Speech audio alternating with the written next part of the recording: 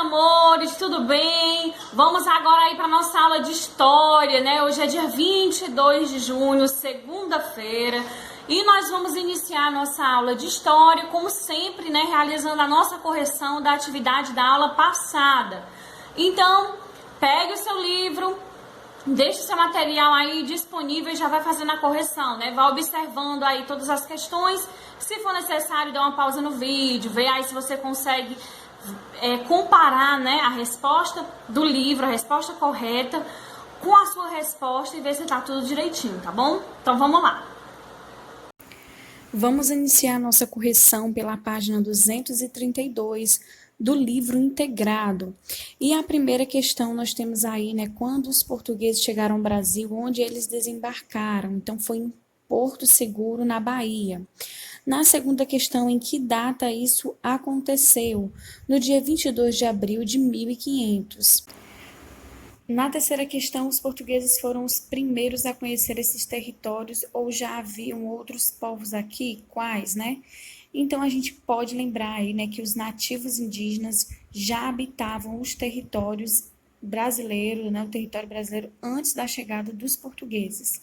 E na quarta questão, quando começou de fato a colonização do Brasil? Então, começou em 1530, enviou pessoas para garantir a posse do novo território.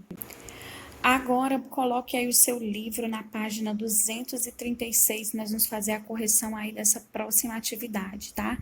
A primeira questão nós vamos ter como resposta, ele descreve os indígenas como os pardos avermelhados, de bons rostos e bons narizes.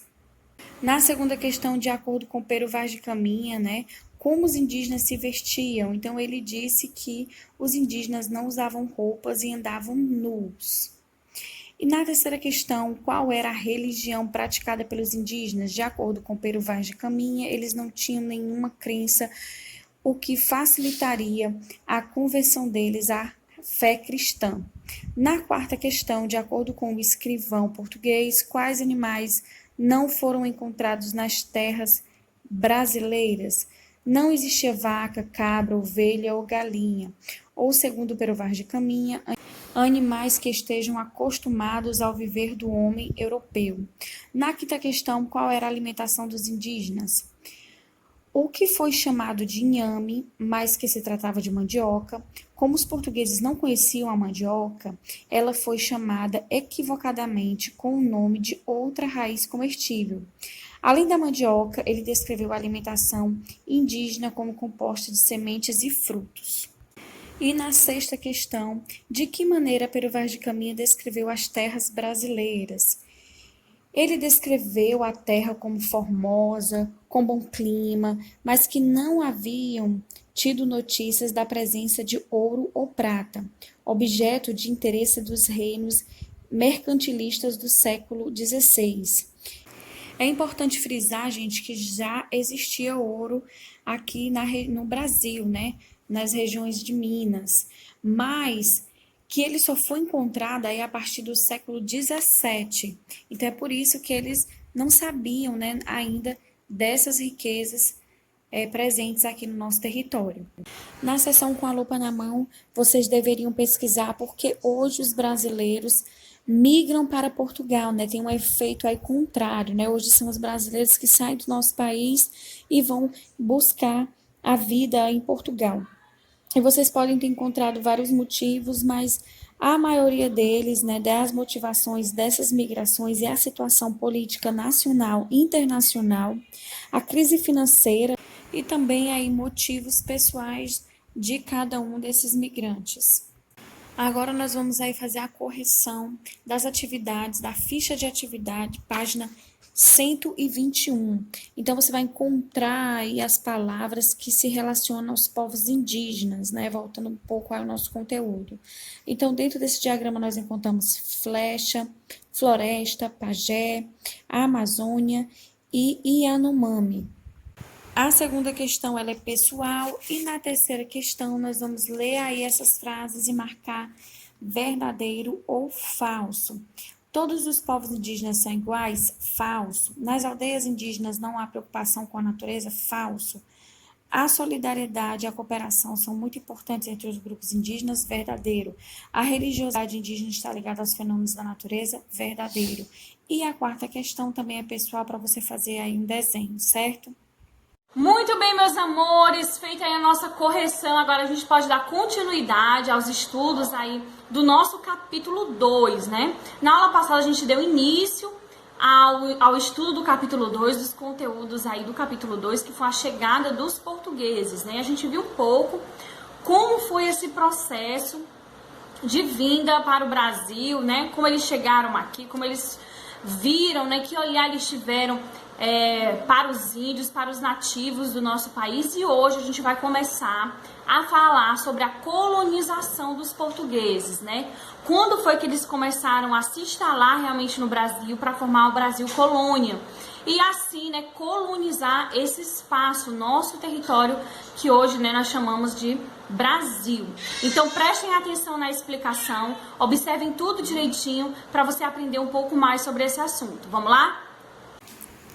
Passaram-se aí, né, gente, 30 anos até que Portugal resolveu realmente colonizar o nosso território, tornar o território brasileiro colônia de Portugal. Tinham feito algumas expedições, né, tinham enviado algumas pessoas, alguns portugueses ao nosso território, mas só foi a partir de 1530 que os portugueses realmente decidiram colonizar o território brasileiro.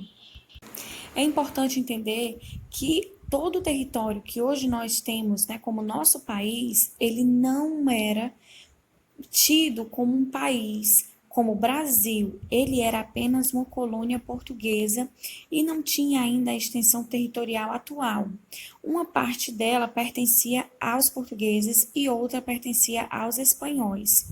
O rei de Portugal determinou a divisão do território da colônia em várias lotes e doou a algumas aristocratas. Esses lotes eles foram chamados de capitanias hereditárias.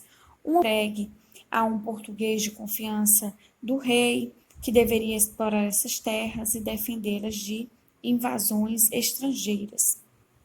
Aqui se cultivava muito a cana-de-açúcar, né, que foi introduzida aqui pelos portugueses, que desejavam ter muito lucro produzindo açúcar. Esse produto, ele era muito caro na época, era uma especiaria cobiçada. Então, não tínhamos, né, o açúcar nesse período colonial como a gente tem hoje, que é um item básico que tem em todas as casas. Não, ele era um item muito caro, muito cobiçado. Então, os portugueses viam aqui a oportunidade, né, de explorar a nossa terra, o Brasil, para o cultivo da cana-de-açúcar. Os portugueses também trouxeram o gado para o Brasil para usar nas moendas, né, que eram esses mecanismos que extraíam o suco da cana. Esse, por sua vez, além de auxiliar nas atividades, né, o gado também servia para abastecer as famílias com leite e carne.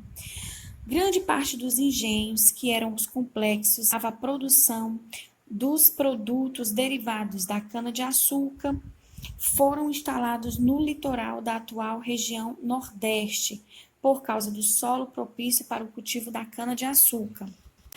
A criação de gado contribuiu para a transformação do espaço brasileiro. Aqui no litoral do nosso estado, né, do Nordeste, por exemplo, como o gado ocupava as terras que poderiam ser aproveitadas para o cultivo de cana, os senhores de engenho passaram a criar os rebanhos em outros espaços, levando esse tipo de atividade para o interior. A área para o pasto, além de extensa, era de boa qualidade. Aos poucos, a criação de animais foi crescendo. Nas fazendas era produzido charque, que é uma carne salgada, né? Eles usavam aí também o sal para conseguir conservar a carne, e passou a abastecer várias regiões do Brasil. Devido ao desenvolvimento dessas atividades, muitas vilas e cidades foram surgindo e a colônia foi se transformando. O cultivo da cana-de-açúcar, gente, foi uma atividade fundamental no processo de colonização do Brasil. Infelizmente, né, ele envolvia o trabalho de inúmeras pessoas que na maioria eram escravos africanos. O açúcar ele foi o principal produto da colonização, principalmente após 1570. Embora as capitanias de Pernambuco e da Bahia acumulassem algumas vantagens para a produção de açúcar, outras capitanias também foram utilizadas para esse sistema. Aí na seção Para Saber Mais, a gente vai ler um texto aí que fala um pouco sobre isso. Então pegue o seu livro e acompanhe aí a leitura. Você sabe quais eram as etapas da produção de açúcar nos engenhos? Primeiramente, a cana-de-açúcar era plantada, cultivada, cortada e carregada até as moendas por trabalhadores escravizados. Nas moendas, movidas por escravizados ou animais de tração, como boi, a cana-de-açúcar era esmagada e seu caldo era retido.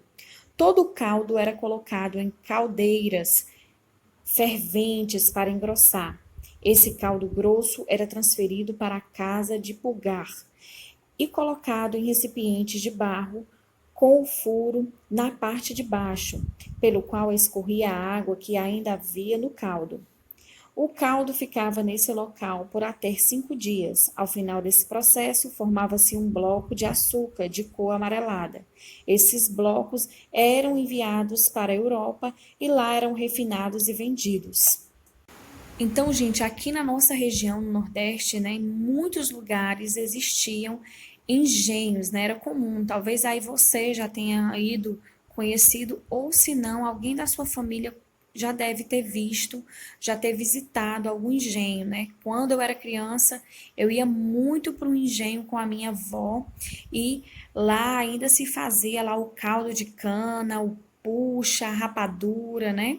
Não se produzia em si o açúcar, mas se fazia lá vários outros produtos vindos da cana de açúcar.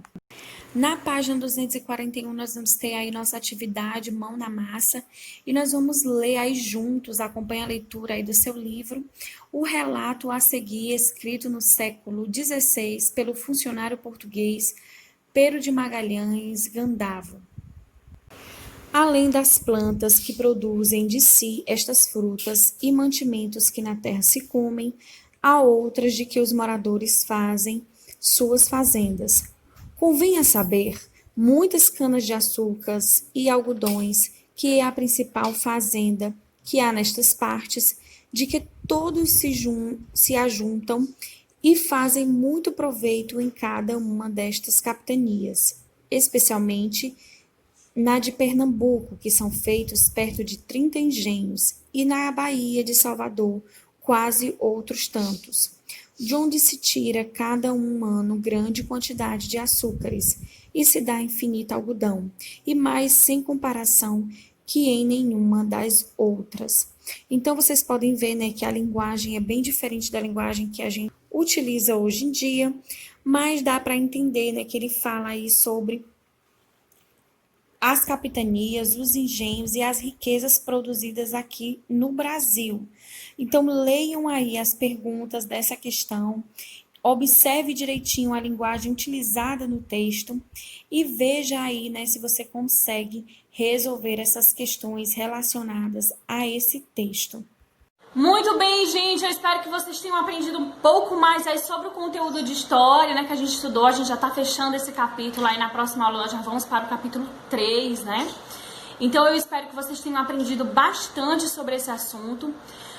Vejam aqui no final do vídeo a agenda de vocês, anotem direitinho, né, utilizem a agenda escolar de vocês para anotar tudo organizadinho, já deixar registrado, tá certo? E é isso, gente. Até a nossa próxima aula. Um beijão. Fiquem com Deus. Tchau, tchau.